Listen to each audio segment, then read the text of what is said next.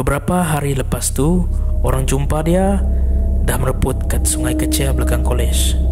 Muka dia dah rosak sebab kena makan biawak. Korang boleh cari kisah ni kat Google. Tahun 2014, beberapa bulan sebelum aku mendaftar kat kolej. Hai, aku Wen, dan hari ini aku akan berceritakan tentang kisah seram Unimas, ya.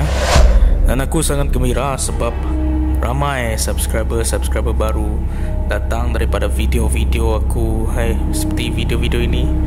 Dan terima kasih, aku tak pernah dapat 20 orang subscriber baru dalam satu video, tapi aku dapat.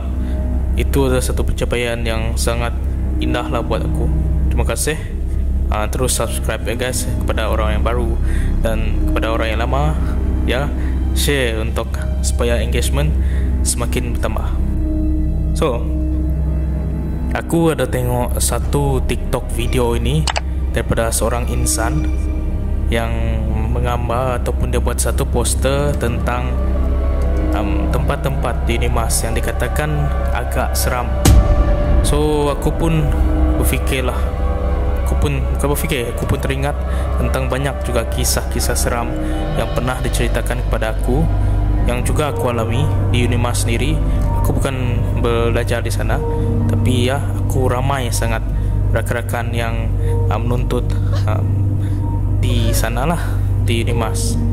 Jadi aku banyaklah cerita-cerita yang seram daripada rakan-rakan aku sendiri. So, hari ini aku akan bercerita pula bukan kisah daripada rakan-rakan aku, tapi salah sebuah kisah daripada fiction Sasha tentang sebuah kolej kediaman di Unimas, iaitu Tun Ahmad Zaidi, ataupun lebih dikenali sebagai TAS. Kredit kepada fiction Sasha untuk cerita ini, dan aku akan mulakan cerita ini. Terima kasih aku ucapkan kepada admin sebab terbitkan kisah aku, iaitu Teman Yang Tak Diundang dan Kucing Putih Penunggu Batu Besar, Taman Negara Gunung Gading, Sarawak. Terima kasih juga kepada pembaca yang sudi membaca. IPTA yang aku belajar ialah IPTA yang terbaik di Pulau Borneo. IPTA ke-8 yang ditubuhkan dan terkenal dengan kampusnya yang hijau dan tenang. Antara ikonik IPTA aku ialah Jambatan Cinta, Pavilion, Menara Air yang macam loji nuklear, dan Detal Putra yang berdiri megah. Namun di sebalik kemegahan semua bangunan ikonik tersebut yang dikelilingi dengan kolej kediaman yang indah bak apartmen mewah, aku ditakdirkan untuk mendiami kolej kediaman yang paling tua, yaitu Kolej Tun Ahmad Zaidi, ataupun lebih dikenali sebagai TAS. Kolej itu lebih berusia kurang lebih 15 tahun. Jadi rupanya agak tua lah dan seram. Namun aku suka kolej ni. Tenang, sejuk dan jauh daripada hiruk pikuk kebingitan kampus. Kolej TAS ini terletak nun di hujung dunia, tempat jin bertendang, kata orang Sarawak. Jadi suasana malam di sini agak kurang menyenangkan lah bagi pelajar yang baru seperti aku. Aku mendaftar di sini pada bulan September 2014, dan kebetulan sebelum kemasukan aku, ada pelajar perempuan di kolej ini ditemui mati berdekatan dengan sungai kecil di belakang kolej ni. Mula-mula aku malas nak ambil kisah pasal kolej ini, sebab ialah aku pun tengah mudi tak dapat masuk UIA. So most of the time aku akan luangkan masa aku dalam bilik je. Aku cuma keluar untuk makan, pergi kelas, jalan-jalan, mandi ataupun solat. Itu pun kat surau je. Aku ada seorang kawan rapat, nama dia, kami gelar Tok Janggut. Tok Janggut ni kira budak surau lah. Tok Janggut ni boleh tahan terkenal jugalah kat TAS ni. Mana-mana pergi akan bawa tasbih. Paling lawak Dia ni pergi kelas naik basikal. Basikal dia pula warna hijau, ada bakul ke depan lagi tu. Yang aku tak boleh belah, masa dia bawa basikal pun dia pegang tasbih ke tangan. Aku takut silap pada bulan nanti basikal tu pula yang pandai terbang pula, macam cerita E.T. Kebiasaannya Tok Janggut ni, dia yang akan selalu azan kat surau tas setiap subuh. Kalau tak dia yang azan, Abang Tableh ni yang azan. Aku waktu first year ni jarang sikit lah datang awal ke surau, kecuali tu giliran aku azan ataupun imam. Selain itu, antara kebiasaan Tok Janggut ni, dia akan ketok pintu lah budak-budak surau, sama ada sebelum masuk waktu ataupun selepas azan. Nak jadikan cerita, memang dah kebiasaan lah aku datang lambat. Kan jadi selalulah Tok Janggut ni ketok bilik aku.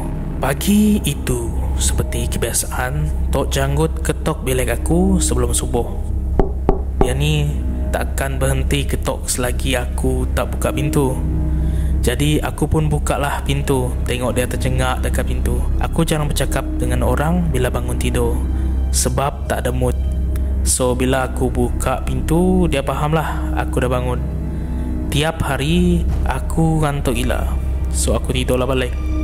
Azan subuh pun berkumandang, tapi aku masih lagi berselimut di atas katil dengan selimut kulit babi, kata orang.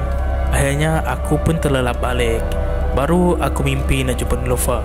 Terus terbangun sebab bunyi ketukan pintu yang agak kuat. Aku dah agak dah, mesti Tok Janggut ni. Jadi aku pun buka lah pintu. Nampaklah seorang jelas Tok Janggut depan pintu. Seperti biasa, kami berdua cuma guna bahasa isyarat je. Aku anggap je dia dah faham. Tapi takdir Allah mengatasi segalanya. Aku pun tidur balik sebab nak jumpa Niloufar lah. Sedar-sedar, aku orang dah macam maturat dah di surau. Aku pun bergegas bersiap nak solat subuh. Lepas je solat, aku pun duduk untuk dengar bacaan hadis. Dan kemudian kami selalu lepak-lepak jap ke surau. Lambat juga kau hari ni, Ami? Tanya Abang Tableh. Itulah bang, ngantuk pula pagi ni. Kesian Tok Janggut pergi ketok sampai 2-3 kali. Aku balas aku. Si Tableh ni pun menjawab lah, mana ada Ami aku ketokkan sekali tadi. Sekali je sebelum subuh. Lepas tu dia pun menjawab, 2 kali lah Tok Janggut. Sekali sebelum azan, sekali lagi lepas azan. Ceritanya rumah aku, kalau tak percaya. So dia pun menjawab lagi, tak ada Mi, sekali je aku ketok. Lepas subuh aku memang ada niat nak ketok lagi, tapi bila aku sampai ke tangga, nampak ada anjing. Tu yang aku tak jadi ketok. Aku kan gelikat anjing, jawab Tok Janggut. So dia ni pun jawab lah, aku tak tipu, memang 2 kali kau datang. Kalau bukan kau, siapa lagi? Sampai sekarang persoalan tu tak ada jawapan. Mereka beranggapan aku cuma mengigau. Tapi kalau aku mengigau, teman sebilik aku pun nampak. Aku bangun buka pintu dan memang macam ada orang di luar pintu. Bila cerita hal ini, aku teringat pula dengan kisah budak perempuan kolej tas yang ditemui mati dekat sungai kecil belakang kolej. Budak ni dikatakan jenis yang terperap dalam bilik je. Sampai teman rumah dia pun tak tahu sangat pasal dia. Bila dia balik, bila dia ada kelas dan sebagainya. Jadi pada suatu hari, dia hilang, tak balik-balik. Lepas tu ada orang cerita kat aku yang kat kononnya jumpa dia kat laluan depan kolej. Dia pakai telekong sampai bawa Al-Quran. Lepas tu jalan ke belakang kolej. Kat ni pun ikutlah sebab dia nampak mencurigakan. Tetapi tiba-tiba dia hilang. Beberapa hari lepas tu, orang jumpa dia dah mereput kat sungai kecil belakang kolej. Muka dia dah rosak sebab kena makan biawak. Korang boleh cari kisah ni kat Google. Tahun 2014, beberapa bulan sebelum aku mendaftar kat kolej.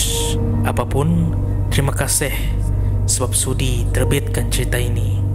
Kisah jelmaan Tok Janggut yang memang aku alami. Manakala kisah makhluk bertelekong tu aku dengar dari senior dan makcik cleaner. Wow. Itulah cerita kisah seram daripada Unimas. Kredit kepada Fiction Sasha Ya betul, aku juga pernah banyak juga cerita-cerita yang ku dengar dari rekan-rekan di Unimas.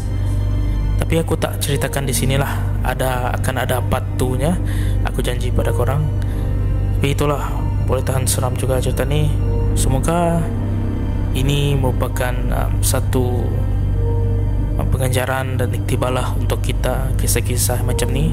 Anggap ini satu hiburan saja, segmen-segmen seperti ini.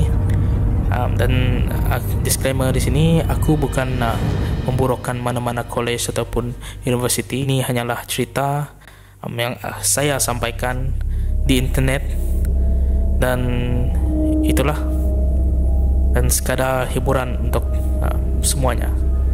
Dan itu saja dari saya. Terima kasih.